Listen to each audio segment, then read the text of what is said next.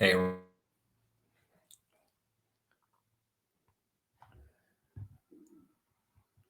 Hey, that's an interesting flaw here. My laptop just went off. Hey, Russ. Well, I think we're here. Is my microphone working? perfect. Yeah, perfectly. Everyone, welcome to another webinar. Today we have Russ Lewis, and he's going to talk about ambidexterity in organizations. And the floor is yours, Russ. Take it easy. Thank you so much, Bram, and thank you for that lovely music. I was going to get my guitar out and start bopping along. Who recognizes this organizational tension? So it's really between capability and demand, but you might see it if you're in HR. The organization departments will make demands of you in HR, or if you're in IT, you'll be familiar with business demands, features, and people want things. Just type in the chat. Just type if you can. I'm not sure I can see it, but just type in there the kind of tensions that would seem familiar to you. These tensions between capability and demand. These are internal. I'm just seeing that people are joining still. And so let me just go. Yeah. So everybody, you can type in the chat. You can type in the comment section, and then it will show up on the screen here. If we. Oh, beautiful. Yeah. Just type those in for us. Yeah. Yeah. So the typical ones that I'm kind of looking for, you get a lot of this. We want more features. Akhilesh, hello. I'm so lovely to see you. Delivery, yes, my friend. Delivery. We want features. We want them faster. We want products. Yeah, we want to pay less. The business and IT tension. It's a classic, right? It's an absolute classic. I've seen ones where the business won't understand why IT keeps saying the system can't go any faster. It can't take any more changes. We've done too much. And that one always reminds me of the original, ANCO, exactly. Different objectives. We're pulling in different directions. I think that's the kind of key one we could come on to. Management want faster. Yes, of course. We want more for less. And do you remember, I'm the only one old enough to remember the original Star Trek series where Captain Kirk would say, we need more power, Scotty. And Scotty would go, can I take no more? And it was this, the engine's going to fall apart. And somehow they managed to find the last little eke of energy. I don't know, First Officer Spock would find an extra dilithium crystal or something, and they would get through it and they'd be there the next day. And that's the problem, especially in IT. IT people are resourceful and creative, and that demand actually is what kind of fuels invention until it really can't take anymore and the whole system breaks, right? So yes, HR policies with hiring managers trying to keep great talent. That's the big one at the moment. If you're a kind of an old school traditional organization, it's really hard to retain or even hire talent. It's really difficult. So look, I've been in this industry for a long, long time, and I always thought that I was just the bridge between what we could do with software engineering and what businesses wanted to do in terms of fixing problems and taking advantage of opportunities. So I've always kind of seen it as that. And it's only when I got into this research that I understood it differently. And that's really what I want to show you today, is this research lens and it's kind of practitioner, kind of academic, organizational lens. So I'm now starting to reframe what I do as an organizational coach, really, is I'm helping manage the tensions within the organization, right? And that's really the lens that I'm going to that I want to focus on. That's what I want to share with you. But first of all, I have to tell you a little bit about me, and I'm going to tell you the story first, then I'm going to tell you why I'm going to do it. So I'm mostly self-taught. I went to school a long time ago. They taught me things. I became an apprentice at Rolls-Royce. They taught me other things like how to file bits of steel and how to measure things and all that kind of stuff. And that was great. And then I thought it'd be really cool to traveled the world selling Rolls-Royce jet engines. And they said, yes, all you have to do is 5 years experience around the company doing technical drawing, which was my worst subject. I literally hated doing technical drawings. And the other thing was, because I was quite connected, I was meeting lots of technical drawing people that said, hey, we're using this CAD CAM thing and we think it's going to change our business. So absolutely, I did not want to do that. So I left and they put me in the computing department to keep me out of trouble. And they locked me in a tiny little room with a box. And they said, open that box and keep yourself busy for a month. And inside must have been what must have been the very first desktop computers. And it came with a tiny little handwritten book that looked a lot like this. This is from the book, and it was by Donald Alcock. And this handwritten book is how I learned programming, right, on the first computers ever. And that has really been my career. My so-called career has been that. It's been learning how to do things, finding out myself how to do things, and loving sharing that information with other people. So I kind of think, you know, when I was doing technical training and management training and soft skills, I felt that I'm making mistakes so that you don't have to, which I kind of like. And the little bug, that is one of his hand-drawn bugs. So these little bugs were everywhere. And I think it was maybe that's made it okay for me to see that making mistakes is how you learn. So I think for me, it sort of legitimized errors and going, yeah, that's just an error. We've learned something. And, you know, I've taken that's been the basis. I did a master's degree, which was really my first degree. So not really very good at this education thing. And then, and now I'm studying for this doctorate. What does any of this have to do with the topic that you signed up for today? Well, in the academic world, you have to establish who you are. They call it positionality. Well, at least my supervisor calls it positionality. How do you see the world? What is reality for you? What matters? So your positionality matters. And if you find a researcher whose research you enjoy, you will follow that researcher around. So you're following the researcher. Whereas in business, what matters is the results. The way that you as a researcher then select literature. Look, you can find anything you want in the literature. As you all know, it's like statistics. You can make literature say anything you want, but that itself is part of your research voice. So in the academic world, that matters and you have to disclose it. Whereas in business, what really matters is the results that you get, not the books that you read them from. And then finally, your method. How do you go about the claims that you're going to make in research? How did you ask questions? How did you make it a methodology? How did you avoid your own biases? That matters so that we can then believe in this research.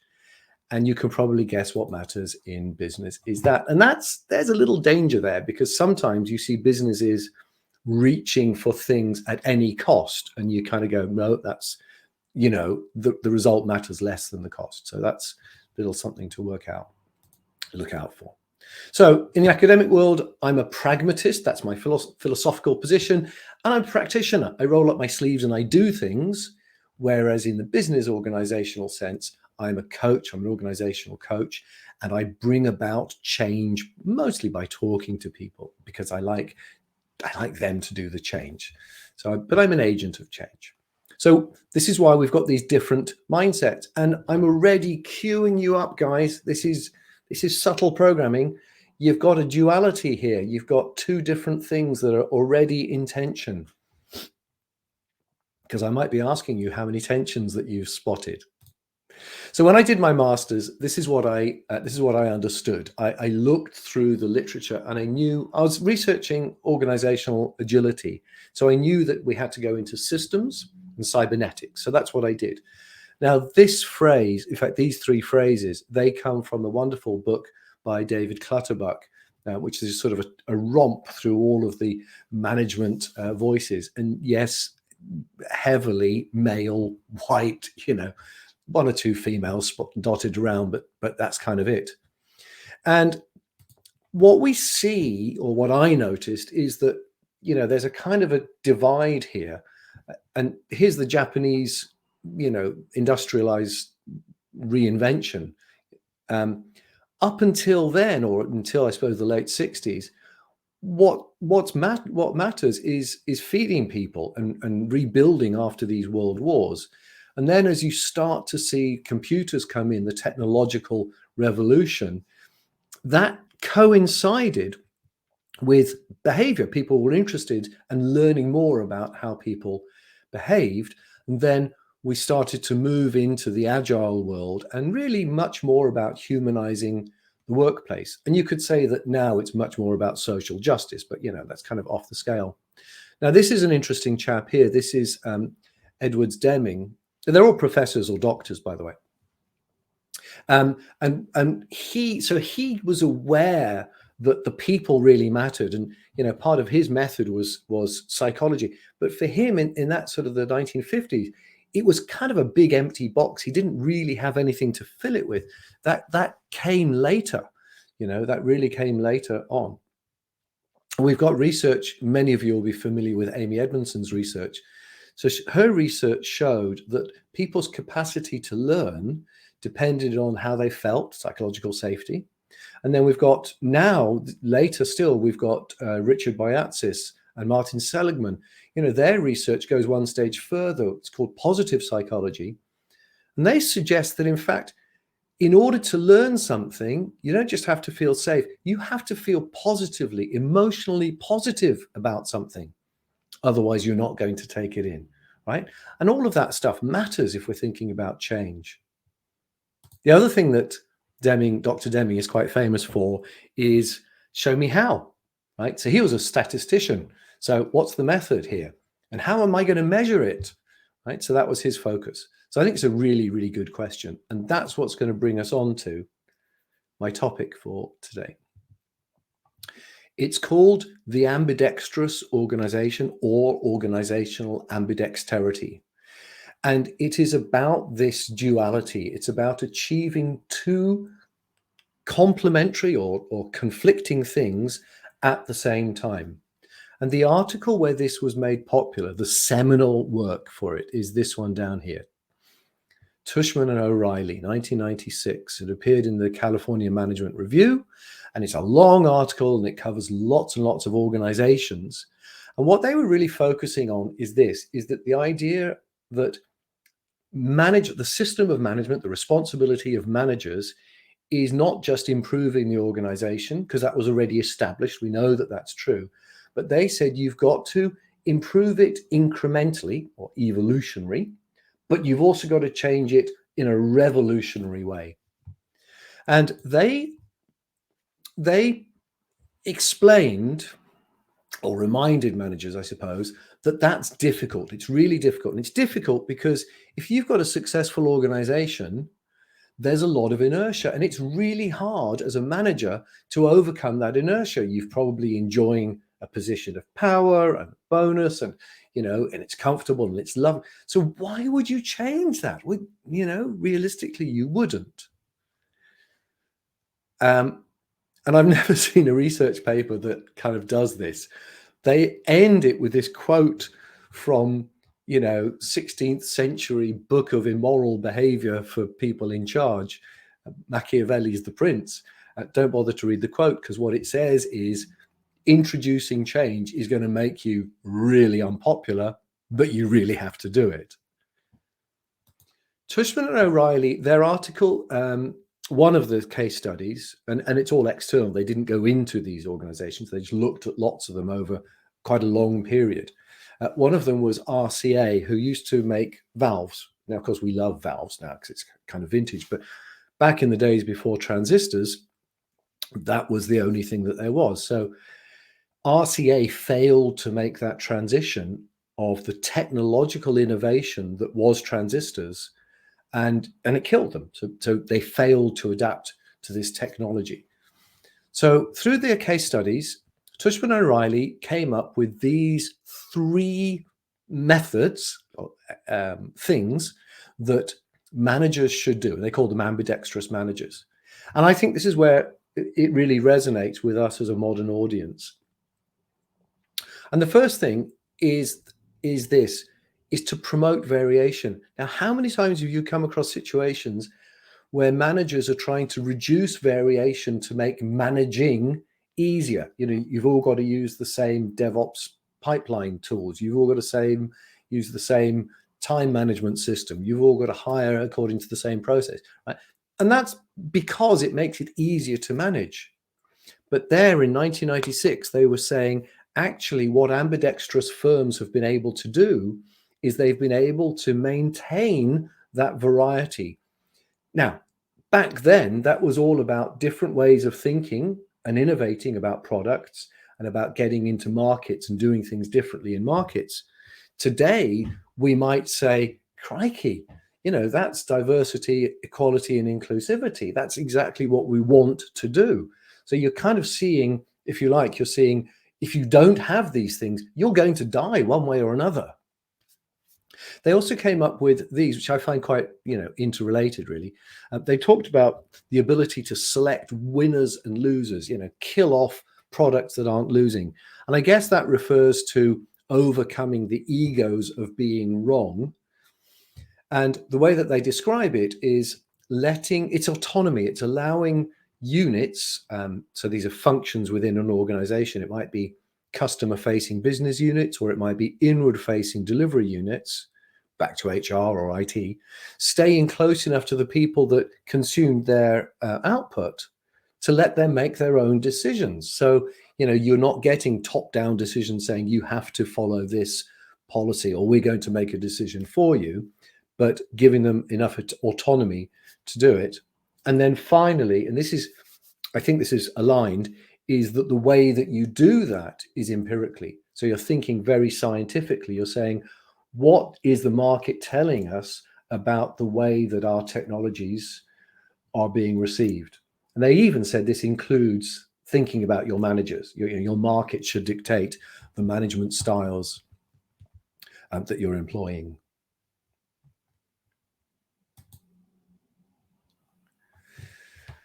So that was the kind of the article that renewed interest. There was an original, the term was originally used in the 70s, but it wasn't popular. And it was Tushman O'Reilly that made it much more popular. But they were really talking about structurally arranged units, so different units. One unit would be all about exploration, so it could be an R&D department, and the other would be an operations department. Now, I don't like these terms, but in their context, they make sense.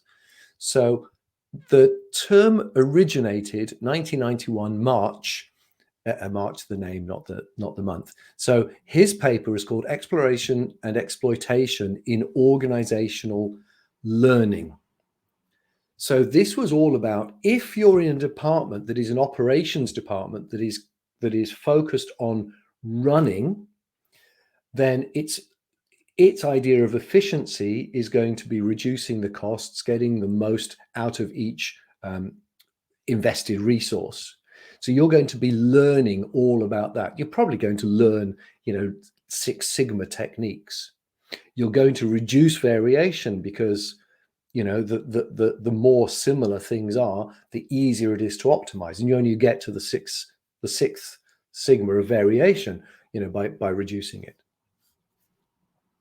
Whereas if you're in let's say you're in a development team, you're going to be much more about exploring and innovating. You're going to be creating tools that help you do your job.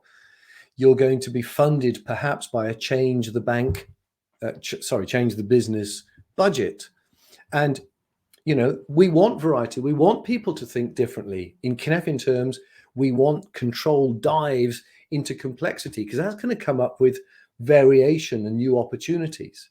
So you can see that there's a real tension here. And if this is done structurally, then absolutely, you've got different departments. And I saw this in the chat.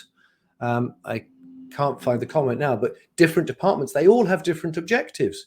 What matters over here is getting your costs down. What kind of measures are going to matter here if you're exploring and innovating? I'll put that out. Maybe we can pop that in the chat.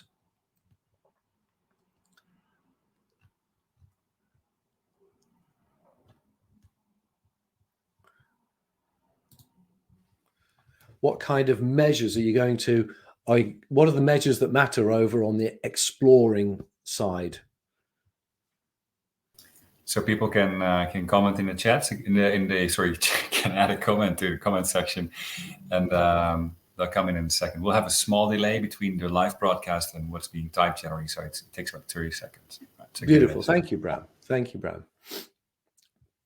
So I'll just, while we're waiting for that, I'll add a couple. I'm working with a legal team at the moment, and so one of the things is innovation is patents. You know, how many patents are we filing?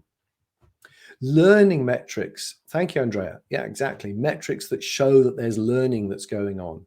Beautiful. Beautiful.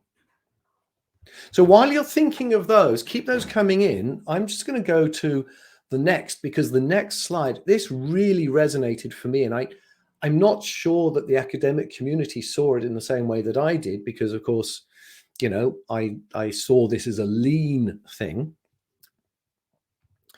But there was a paper that came out in 1999 that was a study done at a Toyota GM, you know, kind of joint venture plant. And what they showed was, they showed that the same team was actually able to do ambidexterity within the same structure. So they weren't different teams. They were the same team doing activities that were both that were ambidextrous. And in this case, the exact terms were efficient and flexible. So the story was that these were workers in the plant, and they were doing non-routine tasks.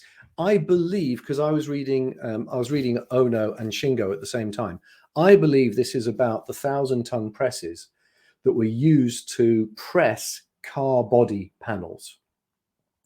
And obviously those presses, you've got great big metal dies, and they're very heavy, and it takes a long time to change them. So what you wanted to do, or what they wanted to do to be efficient, is they want to make as many of those car body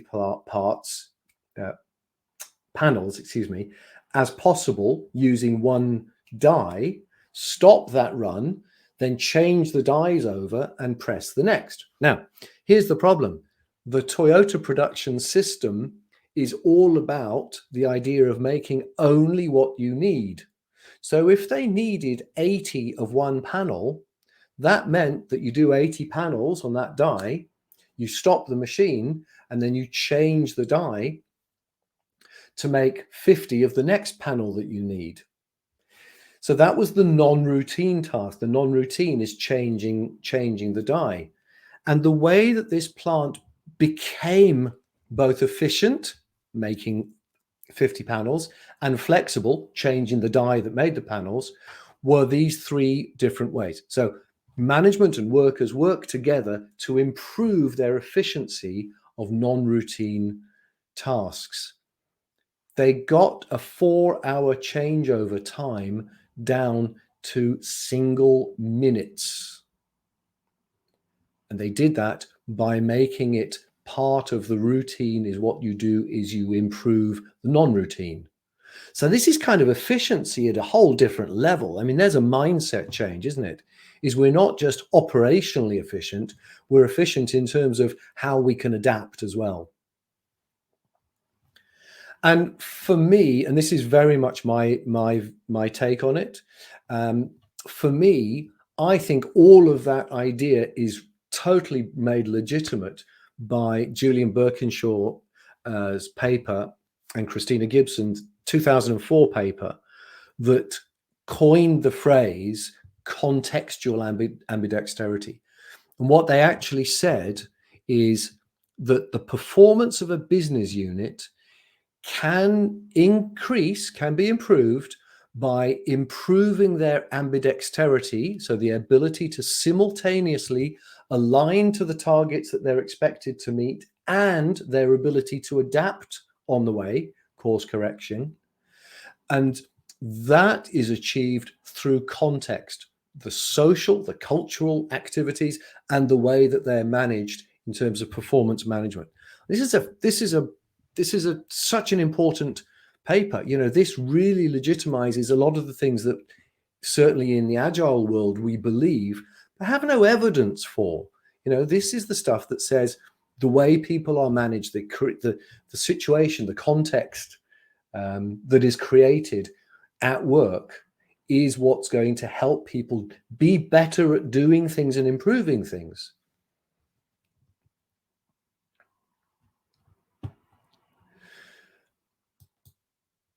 Another paper, a little bit later, took a slightly different approach. They tried to marry these two forms of ambidexterity. They said, oh, what about structural and contextual? And this is a fascinating one. So notice very much the consultants, 2x2 grid here. This is quite advanced. So what they mapped was technical innovation versus market innovation. And here you've got 4 different factors. So when it says formal organization, that means that they're different structures, they're different units, different teams. So here in the both technically explorative and market explorative, these were independent units. They made up their own goals and they were outside focused. They were looking at the market, and the managers were flexible. Management said, yeah, go do it, do whatever. So highly autonomous. And the cases, these were, this is like a food processing organization. Nutrition bars, so creating new nutrition bars for new markets, and coffee products, creating new products in new markets. Whereas down here, so this is, they're innovative technically, but they're exploitative, difficult word to say, in the market. These guys, although it was a separate unit, actually this was product development, they were controlled in their performance. They were told what they had to get to, and management were quite close. There was tight management over what they did. So they brought out new products for existing markets. I just think this is fascinating because this is just showing you just 4 factors that are going to change the context of work and therefore suit the different things that you're going to be doing. Now, remember, none of these are right or wrong. This is really research, practitioner research. This is research of what's really happening. They call it empirical research. So how many different tensions did you notice? Right. So I started off with the academic mindset versus the business, and then industrial versus humanizing. Remember on the slide of all of those researchers, and then evolutionary versus revolutionary. And I introduced those terms. And then we looked at efficiency and flexibility at Toyota, which is not dissimilar to the terms at Birkinshaw's huge study. And I thought, well, this is, there must be many tensions. So I kind of started going through the literature, trying to work out how could I visualize this. And I kind of did that. And I thought, no, that's really too difficult. That's really too difficult to read. But certainly you've got, you've got technical innovation or knowledge innovation. You've got all these different alignment versus autonomy, but there's too many. And I've got, I'm now coding the literature. I'm literally going through the literature, looking at all the different words that have been used to suggest attention, sales versus service, short-termism, long-term, top-down, bottom-up, all of these stuff, all these different things, these different tensions that exist. And then you kind of start classifying again, and I realize, well, those are those sort of certain tensions in exploration, exploitation. Then I found some literature about value. What do we believe in? Now, Michal Vallo has just put a comment about TOC, theory of constraint. So in TOC, that's a value belief. The belief is that everything is this chain of production and there will be a weakest link. So the belief says, if we manage that constraint, we can decide where it's going to be and we can elevate. That's kind of a value-based way of thinking. Whereas farmers in New Zealand, and this is from Dr. Gerald Midgley. You got farmers in New Zealand. Water is a huge resource. Oh no, I'm not going to tell you. I'm going to tell you a different one. I'm going to tell you about the salmon farming off of Canada. So for the Canadian government, salmon farming is a great source of revenue and feeding the people. But for the First Nations that live there, the salmon are spiritual forefathers, their ancestors. This is like sacred, right? So you got a huge value conflict. The farmers in New Zealand argued about water, by the way. And then you've got a whole other literature, which is just about paradoxes. And I'm sure you've come across, the paradoxes of management, right?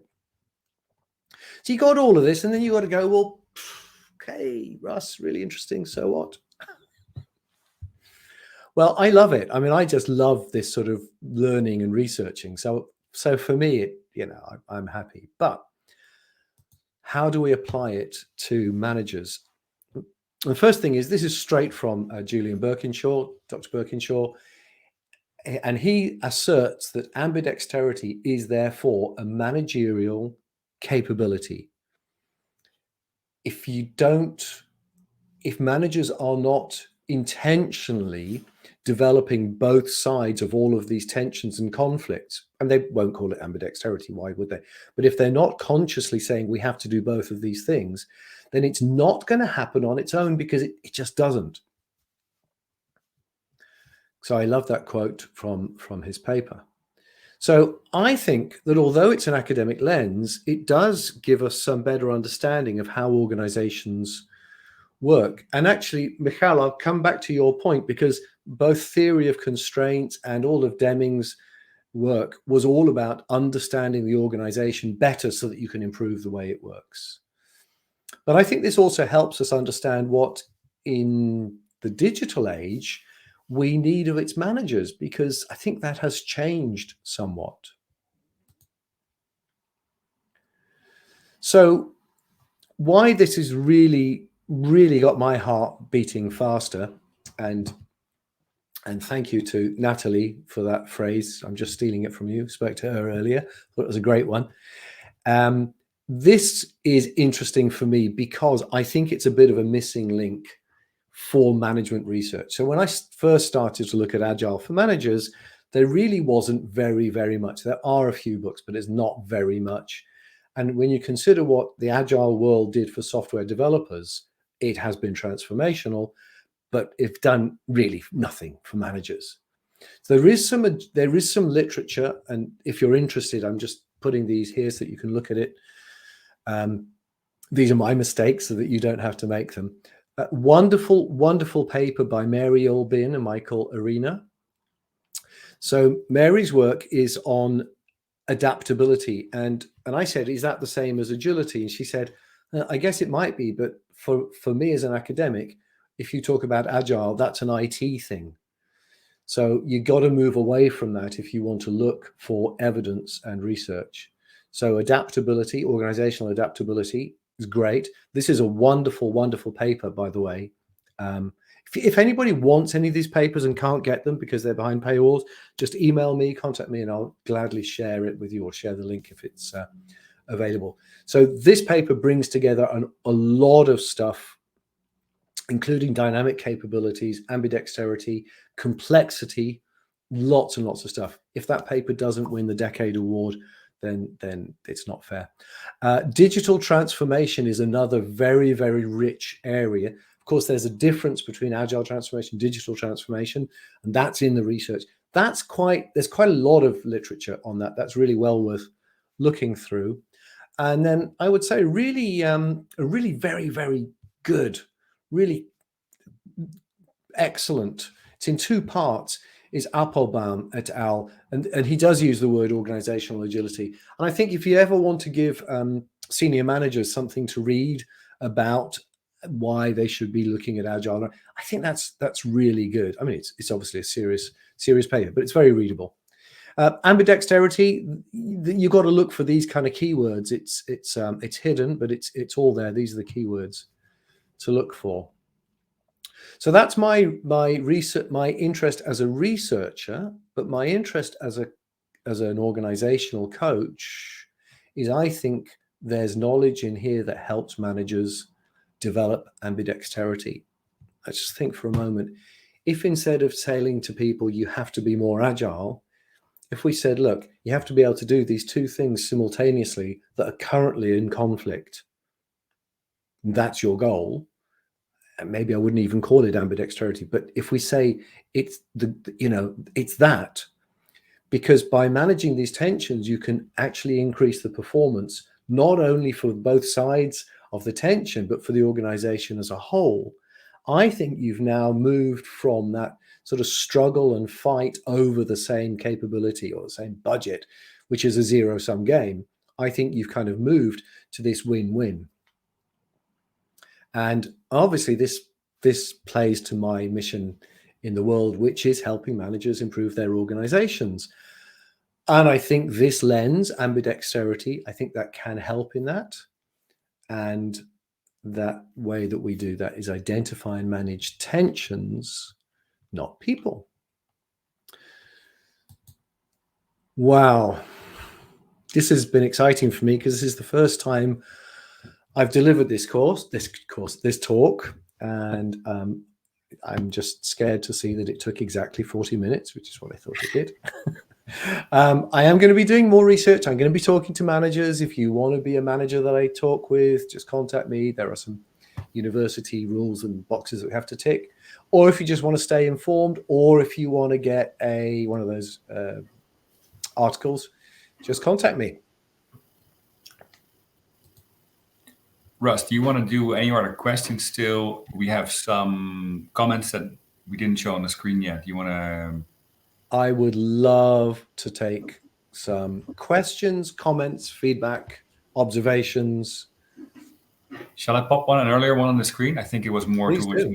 what to do with the earlier part of the thing. Okay, Arjun, hi. Working with a harder team, no timelines generated due to uncertainties with supply chain. Also hiring teams with only 2 or 3 main engineers. Also with a computer vision team. What, Arjun, what's your question? Oh, sorry about that. Yeah. I think Arjun can come back, but otherwise, perhaps you can, Arjun, you can contact.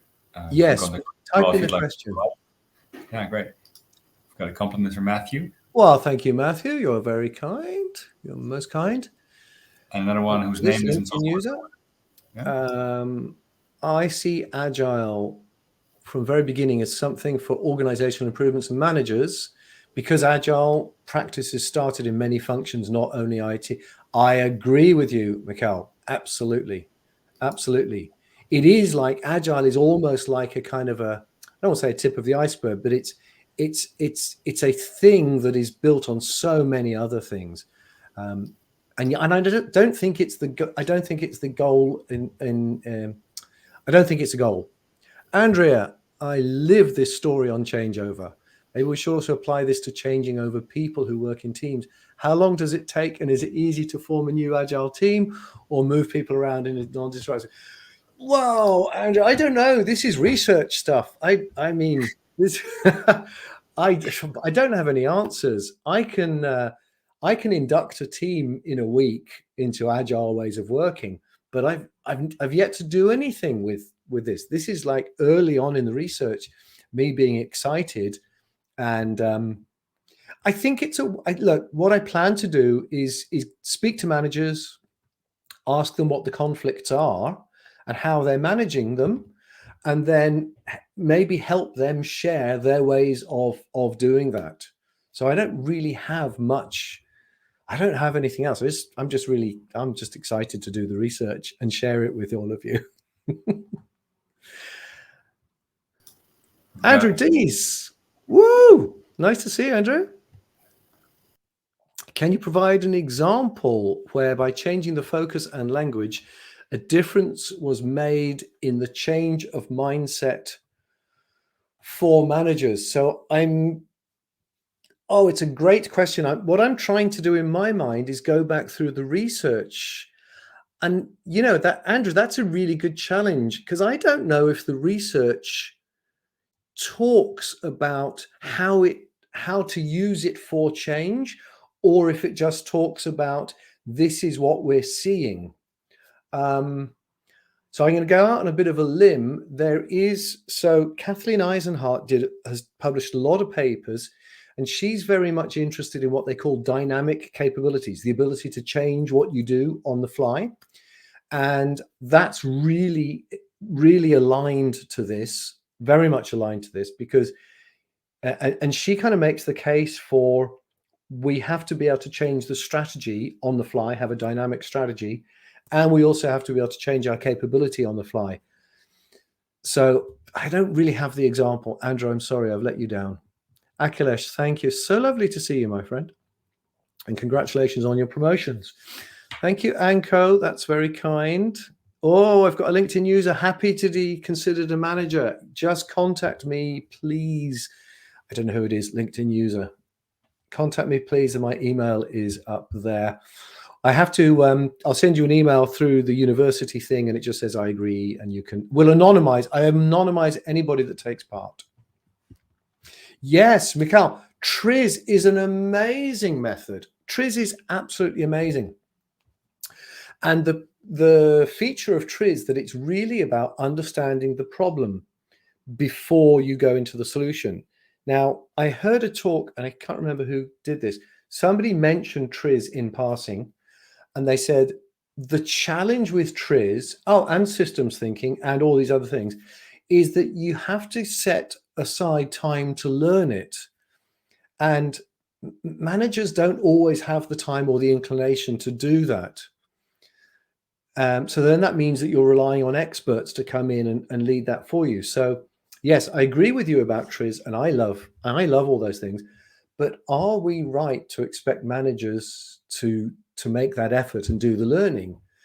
I guess this is what I'm going to find out in my research, right? Is it easier for managers to just go, yeah, that is a tension. Yeah, I see that, I see that this senior manager wants to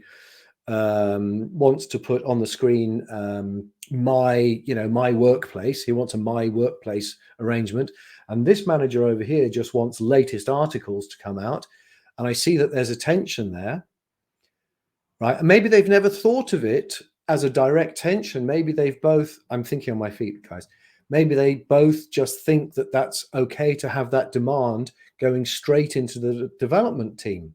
Well, of course it isn't, because that creates conflicting priorities on that team. So that's not effective.